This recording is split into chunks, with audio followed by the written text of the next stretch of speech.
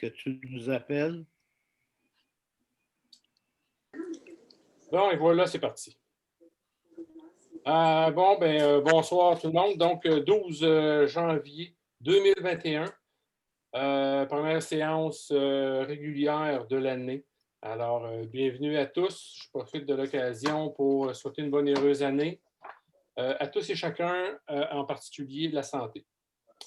Alors, je vais faire l'appel des élus, en commençant par le siège numéro 1, Réal Ducharme. Non, c'est Michel Forgette, le siège numéro 1. Ah, c'est vrai, excuse, Michel. Hey, ça commence pas bien mon année. Michel Forgette, Présent. siège numéro 1. Numéro 2, Réal. Réal Ducharme. Numéro 3, Marc Ménard.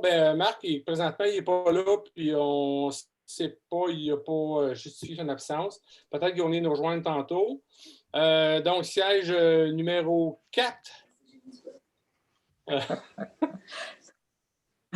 Présente.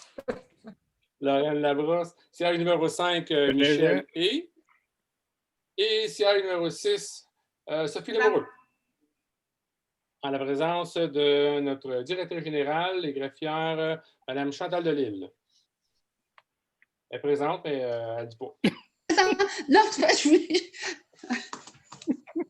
C'est excellent. OK. Ouverture de l'Assemblée. Donc, quelqu'un pour proposer l'ouverture. Michel 1, Michel le plus. Il a compris le concept, s'en est rappelé. Hein, il faut être vite sur le piton et parler lorsqu'on est en Zoom. Michel Forgette. Le point 2, adoption de l'ordre du jour. Est-ce qu'il y a des points modifiés? Je pense qu'il y avait le point 7.1.1 pour l'avis de motion, puis le point 7.1.2.1 qu'on retirait. Ça vous va? Exact, oui. Donc, quelqu'un pour proposer l'adoption de l'ordre du jour en retirant ces deux points-là. Je le propose. Donc, Lorraine avec le point 7.1.1.1 et 7.2.1.2 retiré de l'ordre du jour. Adoption des procès-verbaux des réunions du 1er et du 17 décembre 2020. Est-ce que tous ont survolé les procès-verbaux? Est-ce que vous avez vu des coquilles? Non. Tout est beau? Tout est beau. Quelqu'un pour adopter les procès-verbaux? Je le propose. Sophie? Oui. Je l'ai vu la première. À propos du maire et des conseillers, écoutez, comment ne pas revenir sur la situation actuelle? Donc, au moment où se tient cette séance, nous sommes donc toujours en période de pandémie avec un couvre-feu. Comme la plupart ont pu voir, l'Ontario procède aussi à une autre étape. Dans notre cas ici, à nous, à Saint-André-Avelin, comme les gens sont pas mal au courant maintenant, CHSLD, on parle maintenant d'afficher sur les statistiques de 18 décès. Donc, je vais en profiter pour souhaiter mes plus sincères sympathies à mon nom et au nom des élus, ainsi que des employés de la municipalité pour souhaiter nos plus sincères sympathies aux familles. Maintenant, on voit possiblement de commentaires, soit auditifs ou même sur Facebook, sur les réseaux sociaux concernant les statistiques du CISO, du 6. Il faudrait juste comprendre que, pour X raisons qui est hors de notre contrôle, les statistiques ne sont pas nécessairement à jour. Il ne faut pas prendre pour acquis que ce qui est là, c'est la réalité. Ça évolue justement de jour en jour. Fait que faut penser quand on se promène dans le village ou peu importe où que tout le monde est contagieux. Donc ça va être la meilleure manière de se protéger. Est-ce que certains conseillers conseillères auraient le goût de prendre la parole et dire quelque chose?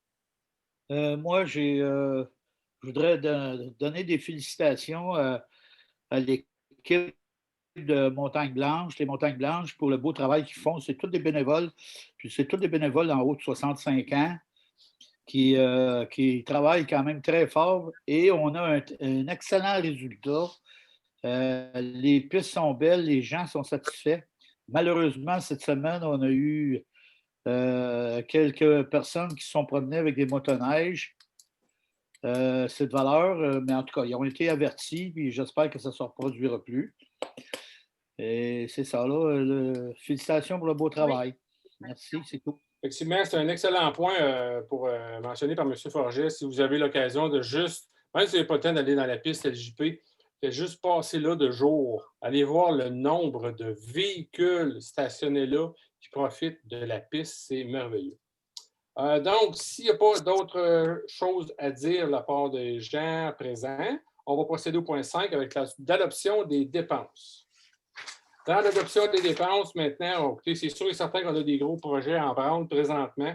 Mais pour les dépenses courantes autorisées par le règlement d'emprunt, le 115-07, on parle de 1 636 479,78 $. Pour la fin de mois, c'est 149 623. Fin de mois 2021, 5 473. Celui d'avant, c'était pour 2020, je m'excuse. Et puis, finalement, pour toutes les autres dépenses en immobilisation, c'est 19 036 $. Quelqu'un pour proposer? Je le propose. Réal. On poursuit avec le point 6, qui est une période de questions, mais en fait, étant donné que nous sommes en conférence Zoom, au moment où on se parle, c'est notre première expérience où on a acquis Zoom et on utilise Zoom. Peut-être que dans un futur, on va pouvoir faire donc nos assemblées, si on peut le faire, en Zoom avec tout le monde, en lançant donc le lien de se raccorder à tout le monde, comme ça, on va pouvoir l'enregistrer pour éventuellement le mettre sur notre page Facebook.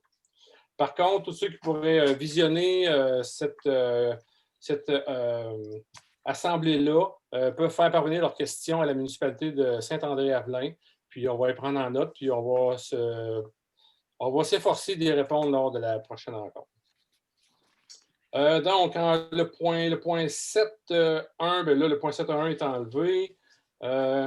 On s'en va au point, excusez, pardon, 7122, qui est le règlement numéro 349-20, qui vient fixer le taux de différentes taxes à l'évaluation pour l'année 2021.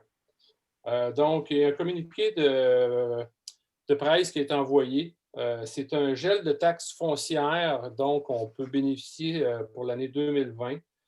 Puis les autres parties de taxes où il y a une petite différence, on parle pour les taxes de service. Donc, il y a de très, très, très légères variations pour les taxes de service pour les dettes. On parle à ce moment-là de 0,06 cents, de 0,2 cents. C'est vraiment minime à la hausse ou à la baisse. Mais la principale partie où ça joue légèrement, c'est vraiment dans nos taxes de service en lien avec les matières résiduelles. Pardon? C'est parce que Marc, je m'excuse, c'est que Marc m'a écrit que Réal le téléphone, mais Réal me téléphone. Ah, bien, à ce soir, on va t'appeler Marc. Je suis désolée. Alors, c'est que, ben, en tout cas, si jamais on voit que Marc veut se connecter, ben, on pourra peut-être prendre une pause puis attendre qu'il se connecte, mais en attendant, on n'a pas eu de nouvelles, fait que on va poursuivre. Donc, comme je mentionnais, il y a une petite différence au côté matières résiduelles qui ont été jumelées, donc le recyclage, les ordures ont été jumelées. On parle d'une moyenne de 25 à 27 d'augmentation des matières résiduelles et une augmentation moyenne pour l'éco-centre, notre nouvel éco-centre qui a été très, très, très, très en demande. Donc, ça a coûté un petit peu plus cher. Donc, on parle d'une augmentation de 8 sur notre compte de taxes en moyenne. Fait que, il faut que la COVID a porté à faire beaucoup de petites rénovations, puis ça a pris le bord alentour de l'éco-centre. Alors, donc, ça a été ces premiers projets qui déposés. Ça va donc me prendre quelqu'un pour le proposer. Je propose. Là, je vais juste m'assurer que je n'ai pas sauté d'étape. Ça, c'était pour le point 7.2. 7.1.2.2. Justement. Le point 7.1.2.2. Donc, Lorraine pour le point 7.1.2.2. Puis, on a aussi le point... Les mots de feuilles sont vivants, c'est beau. On a aussi le point 7.1.2.3 qui, lui, vient fixer vraiment le taux de taxe de service, comme j'ai mentionné, pour les ordures et l'éco-centre. On va prendre quelqu'un pour... Je propose. Merci. Donc, Sophie... C'est différent quand on est habitué de travailler en équipe sur une table, tout le monde ensemble, puis on arrive dans notre bureau. C'est pas aussi... c'est pas aussi fonctionnel. Donc, on poursuit avec le point 7, administration. Déplacement de la fibre optique, le point 7.2.1.1. Comme vous savez, donc, la caserne de Saint-André se poursuit dans sa construction. Il y avait une fibre optique qui dessert le nord, puis qui dessert une partie Saint-André-Avelin qui appartient à la MRC Saint-André. Il a fallu la déplacer temporairement, puis on va la rentrer dedans. Donc, il y a un coût attaché à ça. Le coût pour la sortie et la rentrée s'élève à 20 021,70 $. Les frais vont être séparés à 50-50 entre Saint-André-Avelin et la MRC. Donc, ça va prendre quelqu'un pour... donc, Michel Forgette. Je vais tâcher de me dire le nom à haute voix parce que écrire et regarder l'écran en même temps, là, je te comprends. Le point 7.2.1.2, modification au recueil des employés pour le calcul de la banque de vacances. Donc, il y avait une modification qui avait été apportée il y a quelques années. Puis, on s'est rendu compte que ce n'était pas la façon de faire. Alors, on retombe à la méthode standard sur le calcul des vacances. Donc, c'est l'année qui vient de se terminer qui sera l'année de référence pour les vacances de l'année courante. Donc, il y a 2 paragraphes qui sont retirés pour un qui est ajouté. Est-ce que, bien, en fait, c'est ça. C'est relativement simple, c'est juste le calcul. Je vais vous demander de me priver de faire la lecture de ça. Oui. Merci. Réal, jamais il y en a un qui dit oui, je vais te demander de le clocher, s'il te plaît. Qui le propose? Je le propose. Merci, Sophie. Ensuite, le point 7.2.2.1, c'est l'adoption du tableau salarial 2021.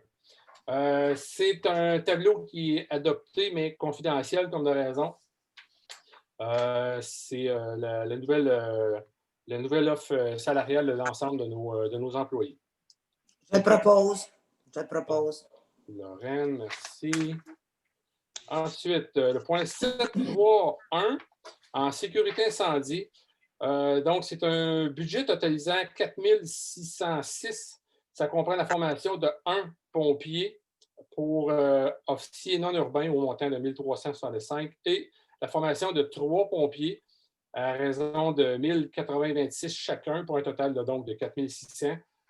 Formation qui devrait être donnée en l'occurrence par la MRC. Quelqu'un pour proposer? Je propose. Michel et... OK. 7.3.2, location d'un système de gestion et de distribution d'alertes Infopage. C'est un supplément qui coûte 4,25 $ par utilisateur par mois.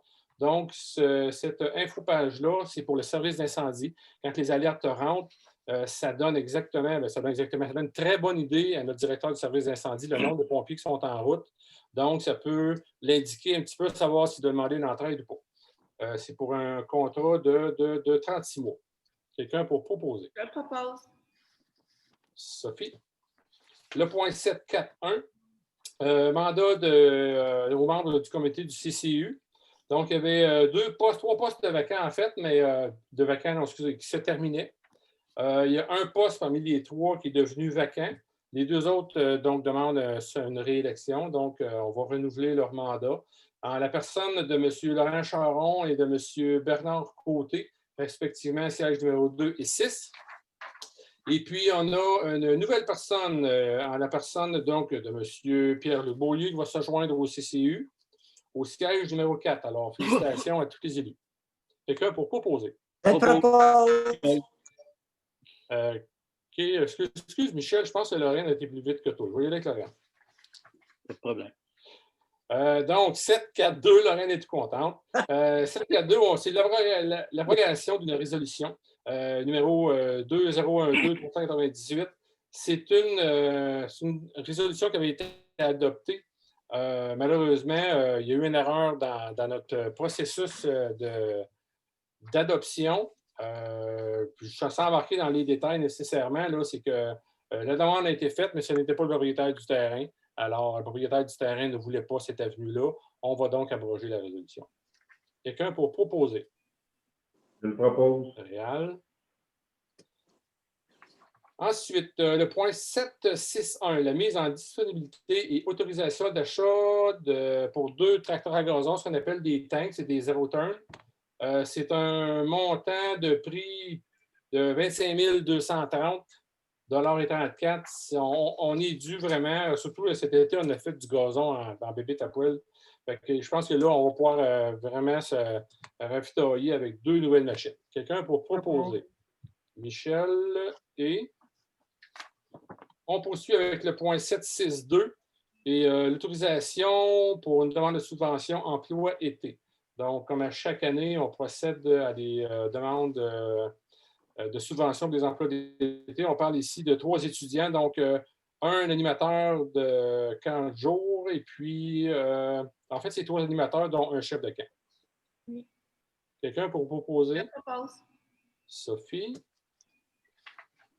Et comme de raison, mais il faut aussi procéder à l'affichage de poste et à l'embauche. Sauf qu'à ce coup-là, on parle d'un total de 7 personnes, si je ne me trompe pas. Moniteur pour la piscine, chef de camp, sauveteur aussi, moniteur pour le camp de jour, excusez. Puis ça fait le tour, fait que c'est un total de 7 personnes au total. Quelqu'un pour proposer? Propose. Michel Forgette. Michel Forgette. On n'a pas une grosse assemblée aujourd'hui. Le point 764, donc, c'est la formation pour les animateurs de camp de jour. Comme de raison, chaque année, il faut reformer nos animateurs.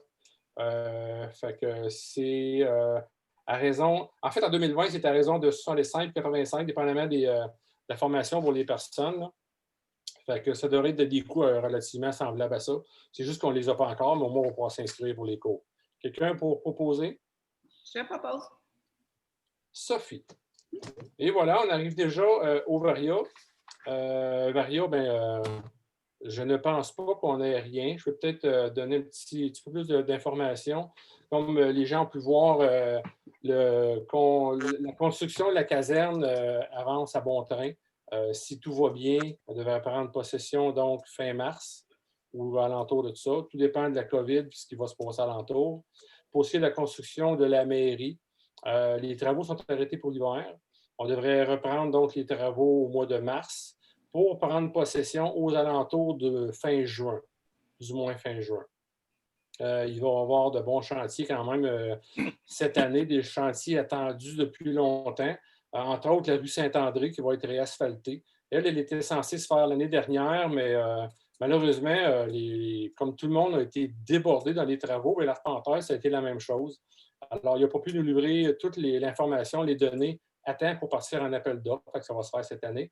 Puis, il devrait y avoir aussi des travaux relativement majeurs qui vont être faits sur le boulevard Wissel, dans le haut du village. Donc, une partie dans le but de drainer, parce qu'il n'y a aucun drainage, il n'y a pas d'égouts pluviaux sur ce boulevard-là, avant de refaire l'asphalte. Je pense que ça fait le tour. Je ne sais pas si parmi les élus, il y en a qui veulent ajouter un petit quelque chose. Oui, monsieur le maire, peut-être un mot sur le début là, de la nouvelle cellule de recyclage, les ordures, tout ça, ça a changé. Oui, écoute, oui, effectivement, puis il y a des coups de téléphone, il y a des messages qui se passent un petit peu à droite et à gauche, dont une personne que j'ai répondu aujourd'hui. C'est sûr que la nouvelle réglementation en lien avec le compostage, le recyclage, les bacs, donc les bacs, on vient à quelque part, là, je ne sais pas si c'est un anglophone que je vais mentionner, le standardiser, là, comment est-ce qu'on va rouler fonctionner avec les bacs. Donc, le bac vert devient le bac strictement ordure. Le bac bleu devient strictement recyclage. Puis au mois d'avril, ou dépendamment de la COVID, de la livraison des bacs bruns, on devrait commencer avec le compostage. Pour ceux qui ont peut-être manqué le coup, donc la cueillette des ordures a changé. Le recyclage va devenir la même journée que les ordures, donc c'est les mardis. Ça va alterner donc entre ordures et recyclage d'un mardi à l'autre. Et puis le compostage, si je ne me trompe pas, devrait être jeudi. Je n'ai pas vu, il me semble que c'était jeudi ou vendredi. Vendredi. Mercredi, t'as dit? Vendredi. C'est validé. Je n'ai pas le calendrier en avant de moi, je m'excuse. Concernant les bacs, bien, effectivement, c'est sûr que les bacs, là, je parle des bacs ordures, des bacs à recyclage, il y en a qui ne sont pas trop satisfaits de ce qui se passe. Puis dans les commentaires, entre autres, il y a eu on devrait les payer. faut comprendre une chose, c'est que la plupart des gens ont déjà le bac vert et le bac bleu. Si on achète les bacs à ceux qui n'en ont pas, on les distribue, c'est comme si tout le monde paye pour ceux qui n'ont pas de bons bacs. Il y a une injustice à quelque part pour ceux qui ont déjà les bons bacs, qui sont la grosse majorité. Ensuite de ça, il faut comprendre une chose aussi, c'est que dans les ordures versus le recyclage, l'ancien règlement faisait en sorte que tu avais ton bac bleu qui était le recyclage. Un coup qui est plein, tu arrêtais d'être là, tu ne démettais rien alentour. Tu n'avais pas le droit d'ajouter quoi que ce soit. Tandis que le bac à ordures, c'était tout ce que tu peux mettre. Comme un buffet, là, c'est all you can eat for the same price. Ça veut dire, tu avais des vidanges en magasin, tu vas en acheter. Il y a un coût rattaché à ça, il y a un coût à la cueillette, au transport, à l'enfouissement. Là, le règlement qu'on vient d'adopter vient justement faire l'inverse. Donc, on a droit à un bac d'ordures, rien alentour. On s'entend, là, si on parle de famille standard, là, normale, de 4 personnes, mettons. T'sais. Si on est 8-9 dans la maison, il faut justifier, par quelque part, on va probablement autoriser un deuxième bac. C'est la logique même. Tandis que le recyclage, bien là, vous en avez du recyclage conforme, qui va dans le recyclage, on a le recyclage pour éventuellement s'en aller à bonne place. Avec la cueillette du compostage qui va arriver au mois d'avril, ça va aider énormément, ça va alléger les camions qui s'en vont aussi de l'enfouissement parce qu'on y va à la pesée, on paye à la pesée comme de raison. Fait que, à long terme, là, on va être winner autant pour nous autres que pour l'environnement.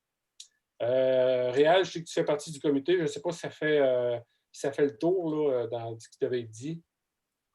Oui, c'est pour informer encore plus les gens, là, parce qu'il y a eu des messages cette semaine sur Telmatic, il y en a eu aussi sur Infolette, puis il y a le calendrier qui a été distribué là, par la Poste. Effectivement. Il faut vous attendre à avoir passablement de publicité cette année. Alors, on va mettre un accent un petit peu plus particulier sur la publicité pour vraiment changer nos habitudes, pour prendre de bonnes et de saines habitudes de consommation, je peux dire, dans les produits qui doivent ressortir de la maison. Ordures, recyclage et compostage. Sur ce, écoutez, on est toujours en temps de pandémie, alors effectivement, on parle beaucoup de santé, de détresse psychologique. Il faut prendre les moyens nécessaires pour s'aérer les neurones, se changer les idées, prendre une pause.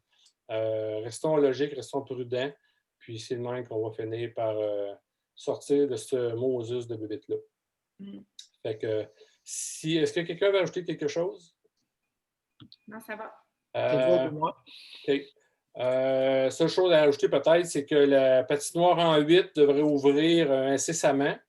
Là-dessus, dans nos autres activités, les parcs, dans la mesure du possible, sont accessibles, toujours en respectant les mesures de distanciation, les mesures sanitaires.